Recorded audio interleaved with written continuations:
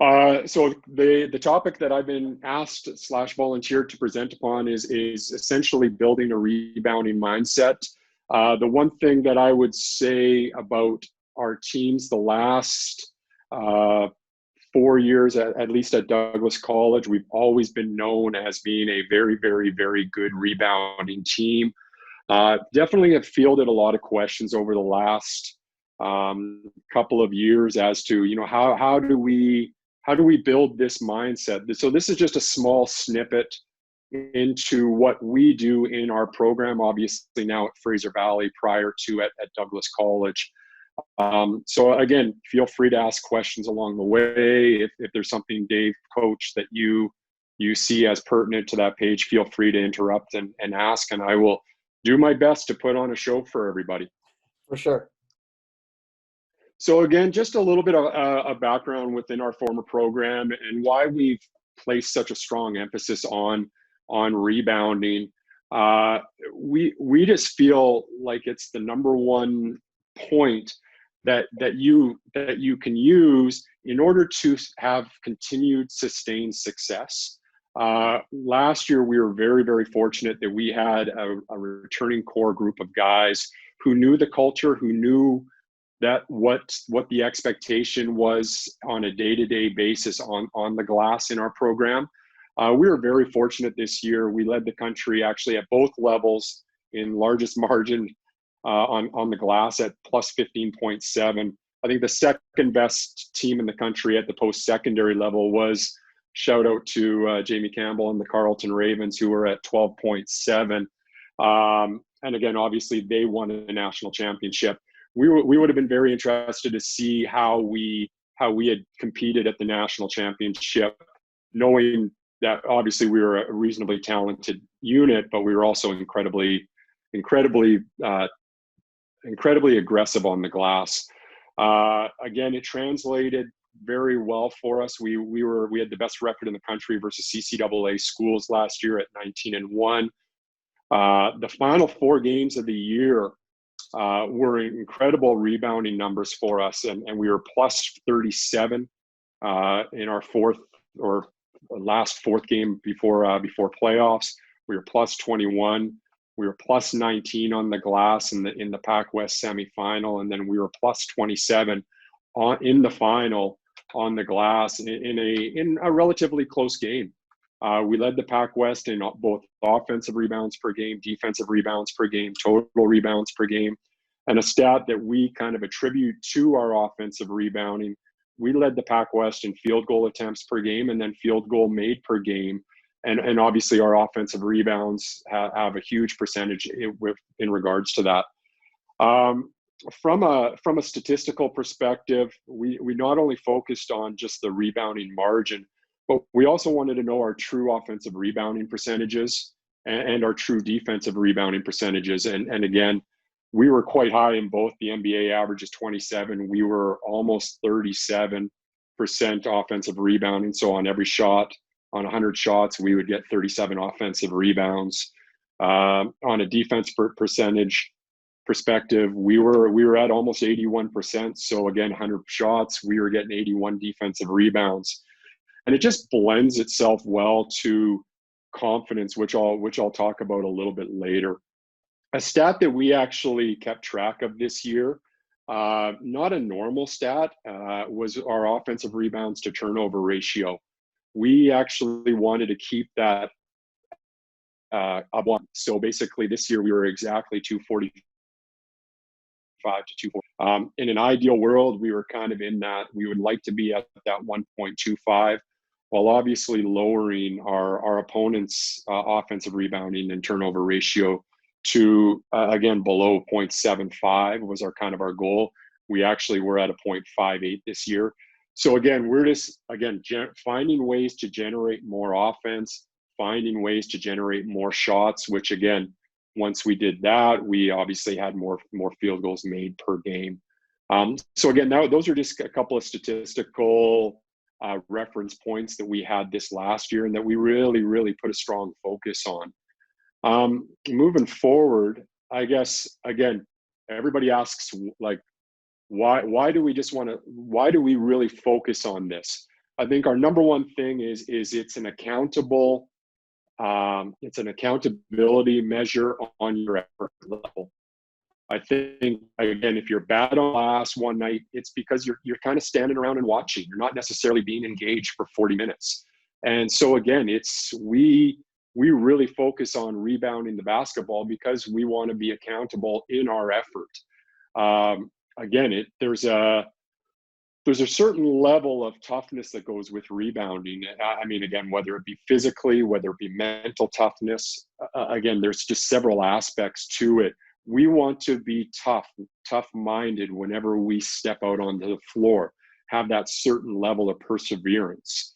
We want to, again, be physical, be tough, not only physical, but mentally as well.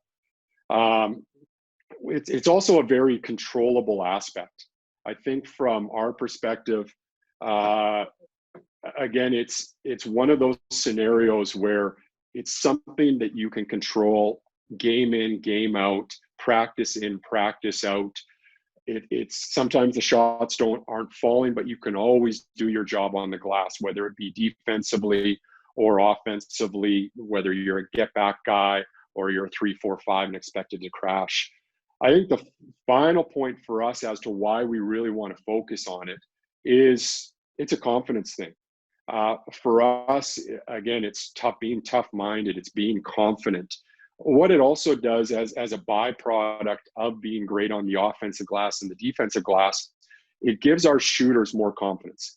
We were very fortunate this year where, I mean, we took probably a lot of bad shots, but we were confident in our ability to get to the offensive glass. And again, if there was 10 bad shots, we were going to get 4 of them on the offensive glass, and we were going to get putbacks. I think, as you can see here, it also is your identity. You look at why there's a picture of Michigan State. When I think of Michigan State basketball, I think of sustained excellence. But part of their identity is how tough they are on the glass, night in, night out, year in, year out. And I think it builds your ability for sustained excellence. And I think if you're always great on the glass, you're always going to give yourself a chance to be successful. And you're not going to go 19-1 or 20-0 every single year. But again, you're going to build that identity, and you're going to keep yourself in a lot of games that maybe you don't have a business being in. And again, I allude back to a Pac West final 2 years ago where we lost to VIU in overtime. Again, 3 games during the regular season, the average margin of victory was 20 plus. And in the final, it was an overtime game where they hit a shot at the buzzer. It was because we kept ourselves in the game on the offensive glass. We just kept grinding on the glass. And I think the glass was plus 15 or plus 18, maybe even plus 20 that night. So again, we want to have an identity of being the best rebounding team in the country at any level. And we were fortunate enough statistically this year to do that, obviously relatively speaking, in the Pac West. But again, that translates to success. Moving forward, again, I get a lot of questions on a day-to-day from peers, from high school coaches.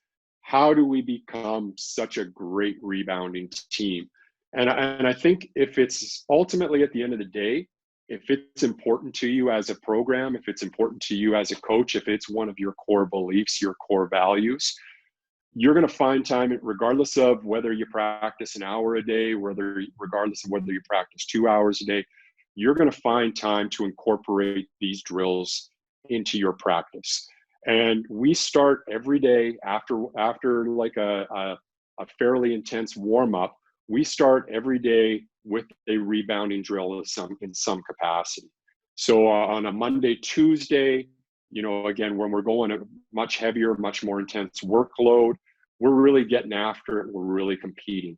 Wednesday, Thursday, when we're starting to tailor down a little bit as we're getting ourselves ready for a Friday, Saturday night, we're going to still do the basics. We're going to focus on the fundamentals. We're going to focus on maybe 1-on-0 rebounding versus a 4-on-4 compete, beat the heck out of each other rebounding drill that we would do on a Monday.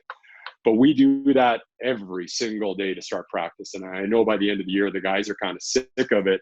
but they see results, and they see just how dominant you can be on the glass, and how controllable of an aspect it really is. Another how we really put focus on it is alternate scoring systems. So again, you have your typical 2s and 3s, maybe you're playing full court, but what we'll do is we'll actually we'll weight the offensive rebounding. We might say an offensive rebound is worth 3 points in a drill, especially in a scrimmage. We might say it's worth 5 points. Defensive rebounds are worth 1. And I think that those are areas where we can just, again, place higher emphasis on it. Again, whatever that looks like. Quite often, and I'll show you a rebounding drill that we do, again, Monday, Tuesday, earlier in the week in practice, all throughout the regular season. We'll say you have to get 3 straight defensive rebounds in order to get to offense. So some nights it's going to be 3 straight possessions. There's going to be other days where it's going to be 5 to 10 minutes of the same drill. And unfortunately, it gets a little bit repetitive, but it's on them. It's a controllable aspect for them to really get after the glass and compete, again. So we really want to place a higher value and emphasis on, both offensive and defensive rebounds through, again, our scoring systems. We also assign an assistant coach, or whether it be myself, and just for that coach to have a singular focus that practice. The one assistant coach is placed strictly on, our guys tagging out in order to go crash the glass. Are they communicating on the rise of the shot, their opportunities? Are they just being physical? And again, that coach will, again, on the rise of the shot, start to block out, widen out, widen out, widen out. And he'll use, Douglas College, now Fraser Valley verbiage, in order to, again, just ingrain that into our student athletes' mindsets.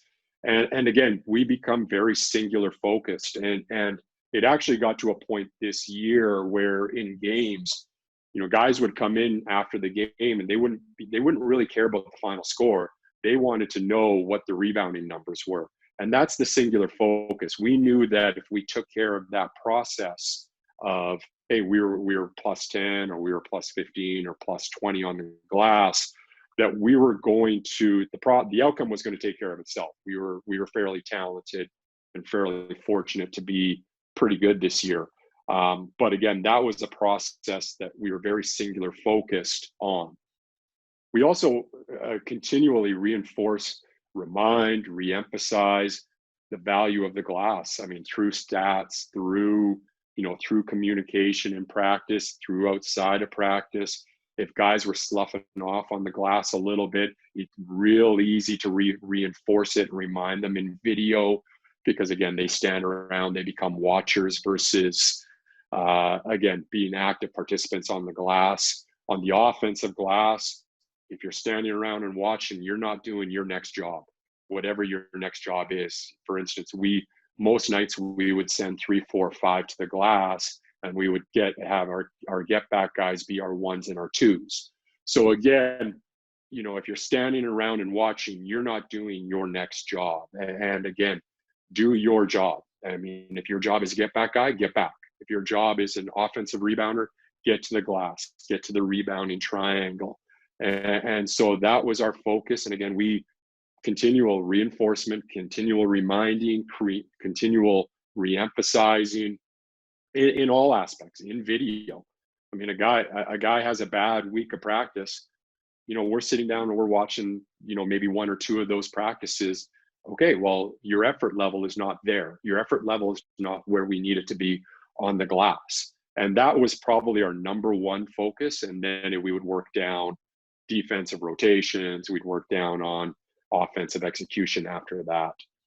So again, those were primarily our hows.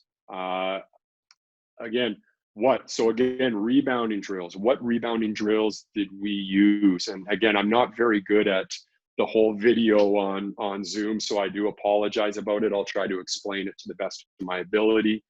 Dave, maybe coach, if this is where guys or people who are watching have questions, by all means, feel free to stop it and I can try to explain it a little bit further. This cycle rebounding one is essentially it's one of our go-tos. It's something that we ingrain right away. It's pretty much the first drill after a warm-up that we will use, especially on a Monday. And we have different variations of it. We have different, again, scoring systems. But this is one where, again, we want athletes close to the paint at the elbows and the blocks. We want to, as much as possible, try to put our bigs in the blocks to create kind of odd advantages. We put our wings on at the elbows. Again, we would space it out later in the year, but we really want to start to try to, again, build with great physicality. So again, as you can see, I'm trying to find my mouse here. There it is.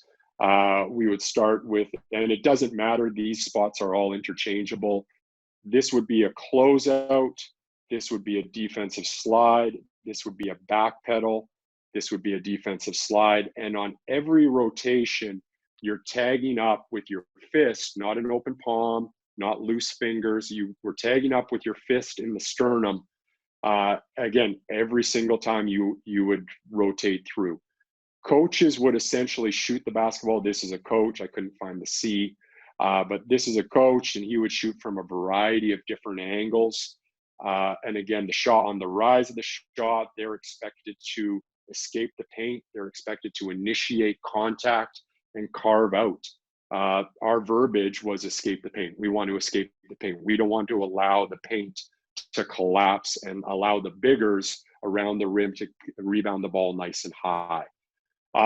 Again, one thing that we would ask our coaches to do during the shooting drill is, again, make sure that it was cross-matched. So we would have our 5'10" point guard down here with our 6'10" 5-man, and we'd expect him to be blocked out. So very similar to a rotation where, again, you're not necessarily, or it's a crackback or whatever it may be, where you're not necessarily in a normal 1v1, 2v2, 3v3 scenario where you're blocking out your matchup. So again, we want to make sure we're really focused on cross-matching. Again, variety of ways that we kind of alter it throughout the course of the week. We transition out. So again, they would get a point for an offensive score. Whoever got the offensive or defensive rebound here, if they got a defensive rebound, they'd get a point. If they got an offensive rebound, they'd get 3 points. We transition out. We'd run an offensive set on the other end of the floor, and we transition back, where again, they would get points for rebounding, and they might only get 1 point for a 3 on the offensive end. But again, very different scoring system. And again, we would alternate our scoring systems. It wouldn't be consistent. It wouldn't be Monday we're doing it this way, Tuesday. We would just alternate based on general feel. The next one that we would do a lot of, and rather than draw it out, and again, I think it's a good opportunity to kind of give people a breather. I don't know if I can click on this. Coach, do you think I can click on this and they would go straight to you? Be able to, Joe. Give it a try. We'll see what it looks like.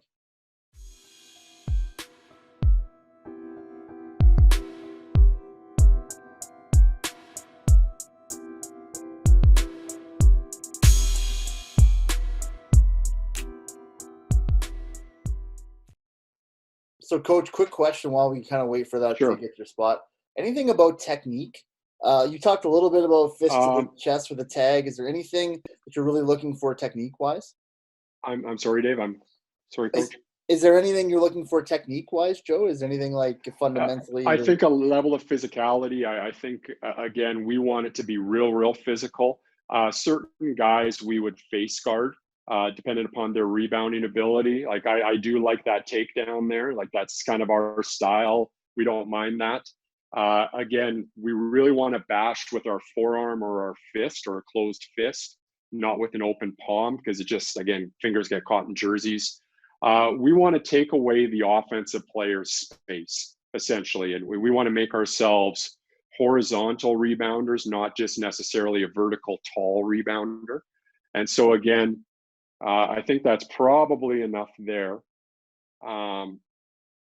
I will say some But coaches again, maybe it didn't come through. It says here in the chat, but they all you have it here on YouTube, so I think everybody could YouTube it here at yeah, the for end of it. sure, They for can sure. get it. So I mean, I think the other thing too that we really focus in on is we want to initiate contact, right? And I'm less concerned about the technique. Obviously, for instance, if we're playing against a guy who can really offensive rebound, for instance, this year in the Pac West final, a guy by the name of Tyus Barfoot, just a super athlete.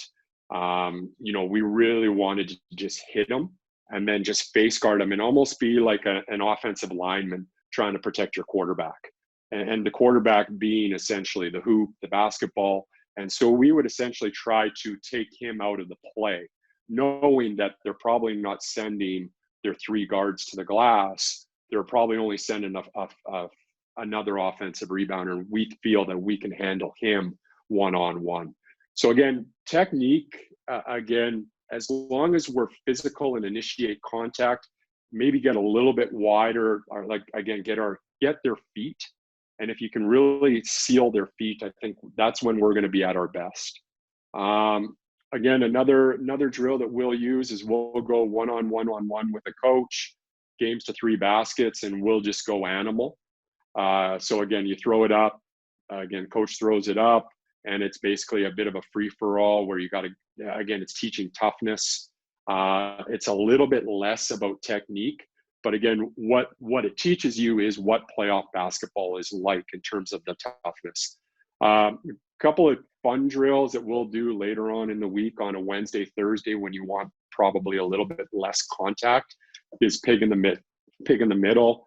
Basketball starts at, say, here, I'll just use this. Basketball starts with the 3. Okay, there's a defensive rebounder here and another offensive rebounder. They pass it. He goes to meet, and essentially you're trying to hold this offensive rebounder. So the passer becomes the offensive rebounder. You're trying to hold him for a 3 count.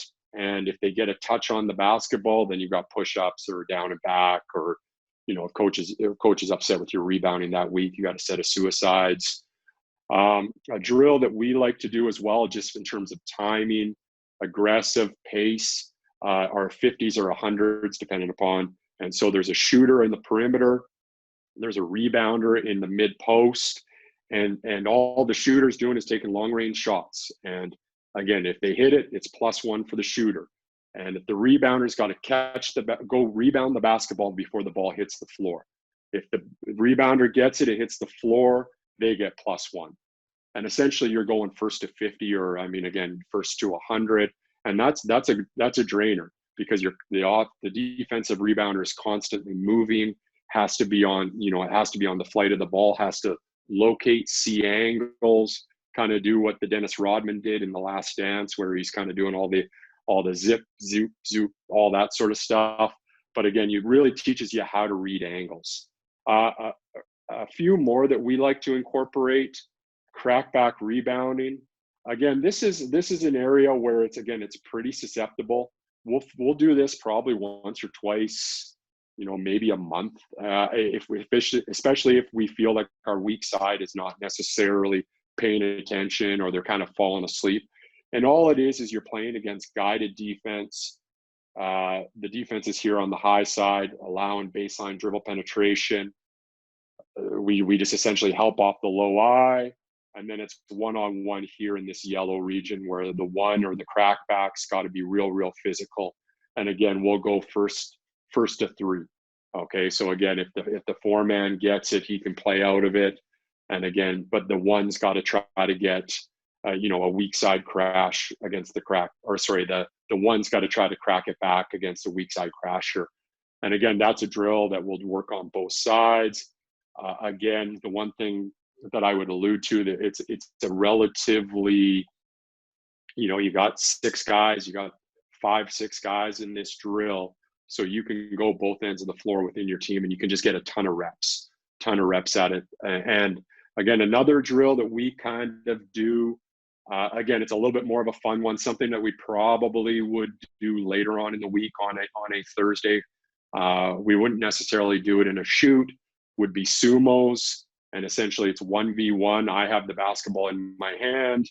I drop the basketball, and it's a sumo contest essentially between myself and the offensive rebounder. We do it face to face. We do it with my back to the offensive rebounder, and we just try to hold that offensive rebounder off for, again, 3 seconds.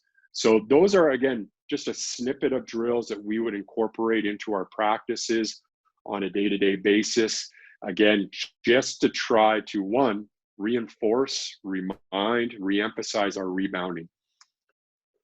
Again, who do we want our rebounders to be? Again, when we're in a fortunate spot where we get to recruit. So again, post-secondary athletics, obviously a little bit different than high school, where you're not necessarily, you don't have the choice on a day-to-day basis in terms of who you get to go out and get. Some schools do, but not everybody does. We are looking, when we're recruiting, we're looking for, first and foremost, we're looking for tough-minded and physical student athletes. Guys who, even in high school level, they're physical beyond their years. I think the one thing I would say is sometimes referees at the high school level don't let you play real physical. And that's one of the big adjustments that high school student athletes have to make moving forward to that next level. We also like our bit of our pogo stick, long athletes who, again, are quick off their feet, have a quick second taps. We'll recruit those guys that generally earlier in their careers, they're a little bit longer, they're skinny. So you kind of give up a little bit of bulk and size and toughness, but we feel like their length is going to be conducive to us getting on the glass. And then again, we want guys who want to study the game. We want, great, they know how to play the angles. Again, Rodman Last Dance, where he's kind of going, just shooting the basketball and go get it. One of our best rebounders the last 4 years at Douglas College was a 6'3". He was left-handed, so he had that advantage to it, but he was a 6'3", not great athlete, couldn't dunk it. But again, he just knew how to play angles. He knew how to kind of hip check a guy while he was going up into the air. He knew how to get a tip on it. His second jump was pretty good, so he could go get it. But he really understood the rebounding angles. And that's really, those are the 3 areas that we really focus on in terms of recruiting. Obviously, again, you hope that they have some ability to shoot the basketball, to maybe defend at a high level. But when it comes to rebounders, this is what we're looking for. Again, and where do we continue to reinforce, remind, and reemphasize the student athletes? It's every day in practice. It's, box out, hit a body every single day. Guys are probably sick of me saying that, and guys are sick of the coaching staff saying that. And then again, pregame, halftime adjustments. You're reinforcing them. It's one of our 3 key points to victory, or one of our success points, is what is our rebounding margin? What do we want to see our rebounding margin to be tonight?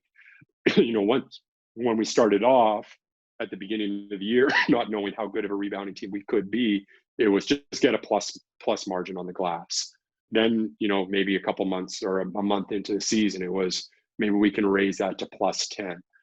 By the end of the year, we were plus 15, plus 20 on the glass, which was quite high, obviously. But again, we want to give them constant reinforcement. Halftime adjustments. Again, not only do you make halftime adjustments offensively, defensive rotations, ball screen coverage, we also make halftime adjustments in terms of how we rebound. And so whether it be, hey, we're going to face guard an offensive rebound, or somebody who's got 3 or 4 offensive rebounds at the half, we want to face guard him. We want to keep him off the glass, and all we're going to do is we're going to bull rush him. Or maybe we're going to pinch off one of their safeties. So we're going to, again, they send their point guard back in short and long safety. We want that point guard to go and attack that offensive rebounder and have double block out coverage. Maybe the halftime adjustment is instead of sending 3 to the offensive glass, we're going to shift it down to 2. Again, because they're hurting us in transition. Or again, those are adjustments that we're going to make at halftime on the glass. And then in post game, reinforce, remind, reemphasize how good were we on the glass that night. I think again, where it really stood true and was definitely paramount for me was when our student athletes came into the locker room after the game. I'm not concerned again about final outcome, final score, whether it be 100-68 or whatever it may be. But again, where are we on the glass, coach? How many O boards did we have? What's our percentages, coach? How bad did we beat them on the D glass? Like who offensive rebounded well? And I think once we got to that point, again, we just saw our last 4 games or even our 6 games, we just continue to steamroll teams on the glass. And obviously, again, our sustained success over the course of the year really attributed to that. I guess that's it from, I don't know how deep I am herein, but I guess that's essentially my presentation. Dave, I kind of leave it up to you now in terms of we have a coach. few questions, Joe, so that's perfect. We got enough time to get to everything. So some are longer, some are shorter, but we'll get to them here. So the first one I'll say is someone was asking if they have an explosive, strong athlete. Is it, and maybe this is just in general, is it better to teach box out or just go and get it? Do you have a difference in that philosophy? Again, you dependent upon your athlete. Again, dependent upon where they're at on the floor. Again, if they're closer to the rim, I think again there's always going to be somebody who's a little bit more athletic, a little bit longer. So we want to teach the skill set to go tag out first and then go attack it, knowing that they're relatively quick, long, athletic. Then they can go get it, chase it down, be ultra aggressive. Again, if it's out on the perimeter,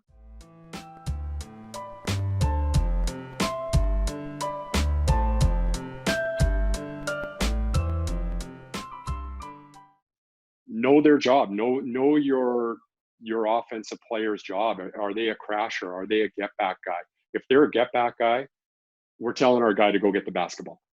If they are a crasher, go hit them. See again, initiate that contact to see if they're going to give second effort on the glass. And then really you can decide on there. We want to, again, be very, very physical. That's who we are.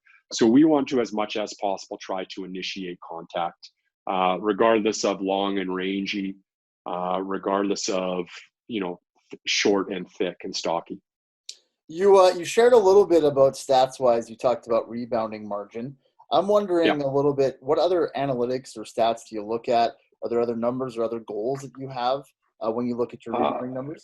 Well, I think the big thing is, I think one for us is limiting offensive rebounds. We want to try to keep them essentially under 10, in an ideal world, under 2 per quarter, so under 8. That's probably the big one that we like. If we're looking at rebounding numbers before we get a chance to get to our calculators and calculate the offensive rebounding percentages, that would be the big one. How active are we on the glass? Once we kind of get into tape sessions, how many deflections are we creating on the offensive glass? Are we slowing their transition down by getting deflections? So again, all those sort of stuff we would generally chart after the game, not necessarily in the heat of the moment where it's a little bit tougher. So again, right after the game, I get the stat sheet.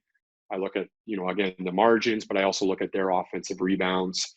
I look at our turnovers. Are they under what our offensive rebounds are? Again, are we generating more shots than the opposing team? Yeah, you touched on it a little bit, and there's a few questions kind of asking that.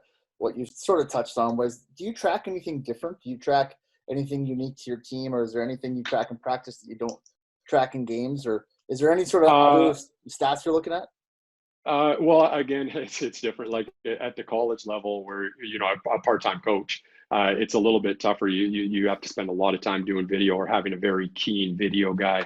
I would say one thing that I would really focus on moving forward into a much more full-time coaching capacity is the amount of deflections we cause by offensive rebounding and how it slows up transition. How many deflections a game are we getting on the offensive glass, not just necessarily on the defensive end. I think that will be a key one for us moving forward. Eliminating the opponent's fast break. I think if you can be very good in transition D, And part of transition D is how well you crash the offensive glass. So that will be a stat that we will look at moving forward. Rebound drills are so physical always, and you emphasize toughness. You talked about two parts to this one. How do you emphasize that toughness without, getting over physical? And then do you taper at all? Do you go less rebounding drills or less physical as the season goes on? I think we taper week to week. So I'll answer the last question first. We taper week to week. So what we do is, generally speaking, Monday, Tuesday, super physical, high intensity, and then as we get Wednesday, Thursday, we start to level it down. At Thursday, be no contact or minimal contact, like that sumo drill or pig in the middle. We might just even do taps, right, where guys are just tapping the basketball against the glass and trying to get the timing down. What we do early in the season is we really load the drills. So we'll go, a team's got to get 4 straight defensive rebounds in order to get out, 4 straight. And then as we progress later on in the year, we're getting closer to playoff. Obviously, we want our intensity and our volume to drop, so that come Friday, Saturday on a semifinal, final, that we're at our peak. We'll go, okay, you just got to get 2, right? Just got to get 2 straight, or you just got to get 2 total, right? So again, we really load the drill that way. And again, if coach is really, coach is in a bad mood because you didn't rebound the ball real well, we could go for 25 minutes of it. We would incorporate some different, differences in it in order to get something else out of the drill. For instance, transition. But again, we would stick with the drill until the goal was met. You touched on sending, you said 2 or 3 to the glass. What do you sort of look for sending, and do you ever send more or less? Do you adjust that at all?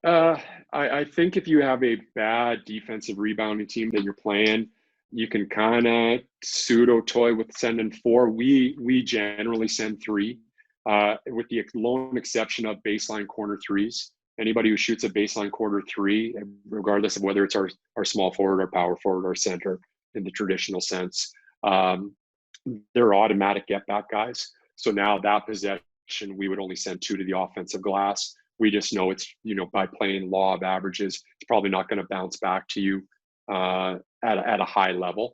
So again, that's essentially, we would start with 3.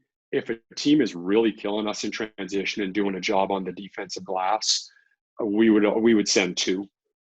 Again, I just want to I want to create the perception of hesitancy in the offense, where they know they have to step out, hit a body, and go get it, and that just slows down transition offense.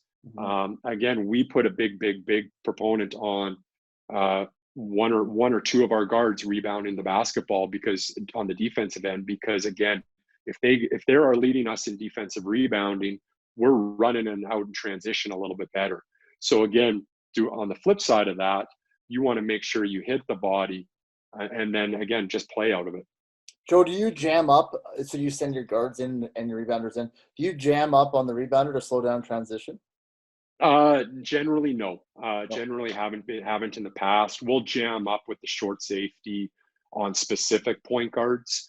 Again, the kind of the creators will probably jam up on the guys we want to deny basketball early touches. We don't really jam up. We really focus on get back and get guys loaded in transition D. So again, our 5-man doesn't get the offensive glass. We don't want him to taking a 90-foot foul. We would rather just have him focus on sprinting back. It's the kind of the one guard or the short safety to jam up on that outlet pass. If guys want to initiate offense, if they're 4 and they're 5 men want to initiate offense, hey, fly at her for us. Go ahead. What do you do differently in your drills, or do you do anything differently for offensive and defensive rebounding focus? Is there any difference in those, or certain things? We definitely weight the point system differently. That's kind of the big one. And then again, we had a lot of guys who just loved offensive rebounding, and we were very fortunate. We recruited as such. Again, we would place a higher value on offensive rebounds. But as far as specific offensive rebounding drills, When we're going one-on-one, we're teaching the actual skill of swimming through, getting the feet, having a high hand. But again, we're not doing necessarily specific offensive rebounding drills per se. We are just weighting the rebounding drills accordingly to maybe put a stronger emphasis or focus on that particular aspect. Do you have, sticking with offensive rebounding, do you have any set Sure. positions for players to get to? Like you're trying to send somebody to a certain spot, or is it just sort of get to a player?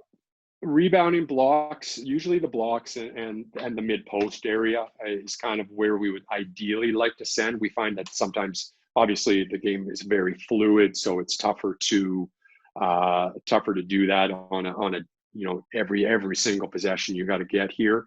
We just want guys to maintain a high level of activity. If they get to the rebounding triangle, great. Hey, bonus. But we want to attack shoulders. We want to get in front of guys. We want to get high tips. But again, I would say if there's a specific spot on the floor, definitely the triangle. But again, we want guys to have a little bit of fluidity to them too.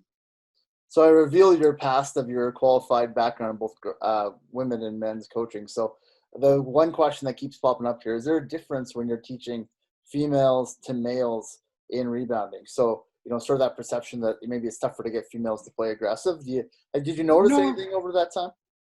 It's been probably 10 years since I've coached on the female side of the game. So again, athletes are different probably than they were even 10 years ago. I think the big thing that you would really focus on is potentially that rebounding triangle, is our angles. You're not necessarily going to have that long above the rim athlete hopefully you do, but you're not going to always have that long above the rim athlete who's going to be able to just go get it and dunk it home. But what you're teaching are the angles, the sweet spots on the floor. And again, really the more of it's a chess game versus just throw the ball up and go get it. You're trying to get to spots. You're trying to get angles. Again, if you've got a super physical student athlete, whether it be male or female, and let them go be super physical. Let them go beat the heck out of each other and be just a tyrant on the glass.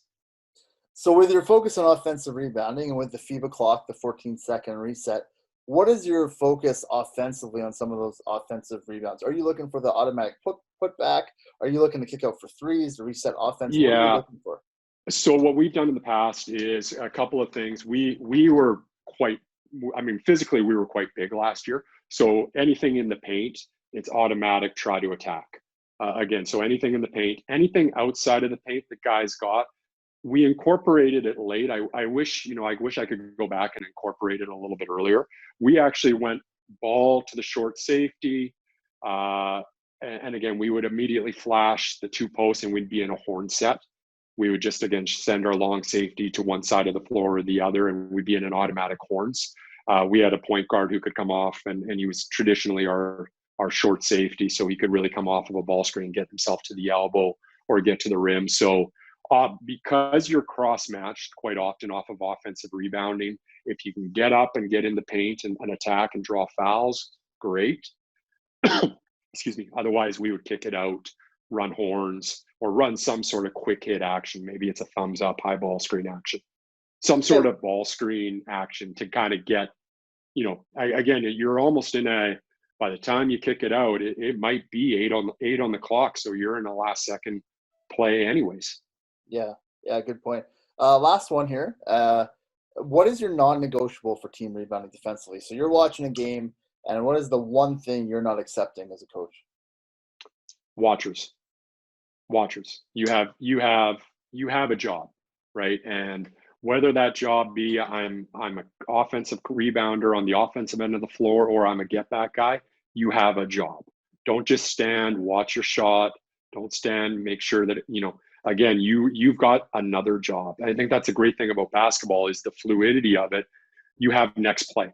You got to get to your next play. You got to have your next assignment, whatever that is. As far as the defense, don't watch, right? Don't just stand there and don't be in that gray dead area. If you're going to make a mistake and you're going to overshoot it because you were ultra aggressive, I'll live with that. I don't want you in the gray area and have some guy from behind you sneak in and grab an offensive rebound. If you go out and you show tag, hey, great. At least you were active. You may not have got it because, again, there's only one guy on the floor who it's only 10% of the floor who gets it. But again, show some level of activity. Don't stand there, have a hand or have your defensive hands out, turn and watch. What is your next job? Do your next job. Gonna sneak in a bonus question. We got a ton of great questions, so we thank everybody. And this is a good one. Do you spend time working on rebounding on a free throw? And if you do you have any sort of philosophies or different things you do for rebounding off free throws? So offensively, keep it pretty simple. We either just fight, again, pretty standard, fight through, try to get a deflection on it and get a tip out.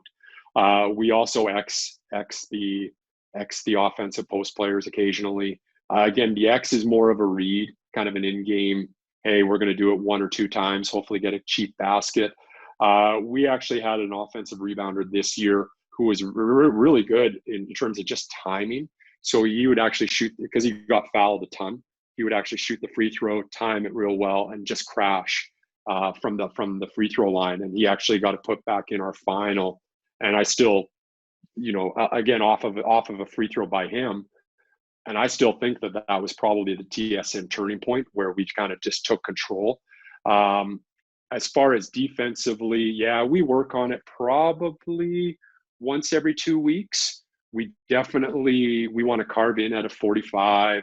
We want to make sure that, again, we want to not necessarily worry about the free throw rebounder unless he's a serious rebounder.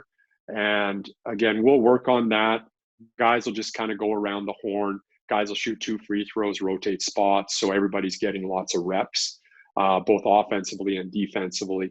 And again, those are just pretty generic, basic drills that we'll do.